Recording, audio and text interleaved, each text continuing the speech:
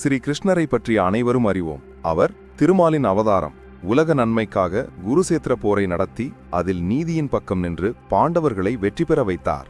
கிருஷ்ணருடைய அருளும் புத்தி கூர்மையும் இல்லையெனில் போரில் பாண்டவர்கள் நிச்சயம் வெற்றி பெற்றிருக்க முடியாது. அது மட்டுமின்றி போரில் மனமுடைந்திருந்த அர்ஜுனனுக்கு அவர் கூறிய கீத உபதேசமே பகவத்கீதை என்னும் அரிய நூலானது. அதனால்தான் அவரை கிருஷ்ண பரமாத்மா என்று நாம் அழைக்கிறோம். மகாபாரதம் முழுவதுமே பாண்டவர்கள் மற்றும் கௌரவர்களிடையே இருந்த பகை, திரௌபதியின் சபதம் மற்றும் பாண்டவர்கள் எவ்வாறு போரில் வெற்றியடைந்தார்கள் என்பதை பற்றி மட்டுமே இருக்கும். கிருஷ்ணருடைய தனிப்பட்ட வாழ்க்கையும் அவருடைய மகிமைகளும் பெரிதாக பேசப்பட்டிருக்காது. கிருஷ்ணலீலையில் கூட அவரின் குழந்தை பருவம் பற்றிய குறிப்புகள் மட்டுமே இருக்கும். எனவே இங்கு கிருஷ்ண பரமாத்மா பற்றி பலரும் அறியாத செய்திகளை இங்கு பார்க்கலாம். தகவல்களை இந்த வீடியோவில் பார்க்க போகிறோம். இந்த வீடியோ ரொம்ப இன்ட்ரெஸ்டிங்கா இருக்க போகுது. ஸ்கிப் பண்ணாம ஃபுல் வீடியோ பாருங்க. வாங்க வீடியோக்குள்ள போலாம். கிருஷ்ணர் என்னும் பெயரே ஒரு பண்பு பெயர்தான். அதன் அர்த்தம் கருப்பு அல்லது இருண்ட என்பதாகும். கிருஷ்ணருடைய நிறத்தால் தான் அவருக்கு கார்மேக கண்ணன் என்னும் பெயரும் வந்தது. கிருஷ்ணா என்பதன் மற்றொரு பொருள் வசீகரிக்கக்கூடியவன் என்பதாகும். அந்த வகையில் இந்த பெயர் மிகவும் பொருத்தமானதுதானே. அனைவரும் நினைத்து கொண்டிருப்பது போல கிருஷ்ணருக்கு பாமா மற்றும் ருக்மிணி மட்டும் மனைவிகள் அல்ல.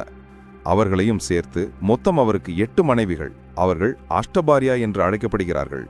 விதர்ப தேசத்து இளவரசி ருக்மிணியை அவருடைய விருப்பத்தின் பேரில் கடத்திச் சென்று திருமணம் செய்தார். மீதமுள்ள மனைவிகளின் பெயர்கள் சத்யபாமா, ஜாம்பவதி, களிந்தி, மித்ரவிந்தா, நாக்னெஜிகி, பத்ரை மற்றும் லக்ஷ்மணை. கிருஷ்ணருக்கு எல்லை என்பதே கிடையாது.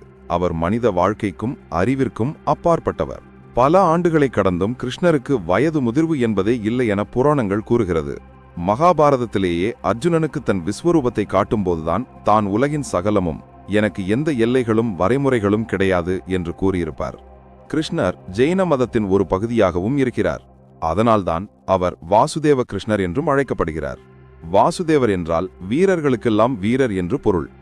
மகாபாரதத்தில் இருந்த ஒரு அற்புதமான உறவு கிருஷ்ணர் மற்றும் திரௌபதி இடையே இருந்த பவித்திரமான உறவாகும். புராணங்களின்படி அவர்கள் இருவரும் சகோதர சகோதரிகள் என்று நம்பப்படுகிறது.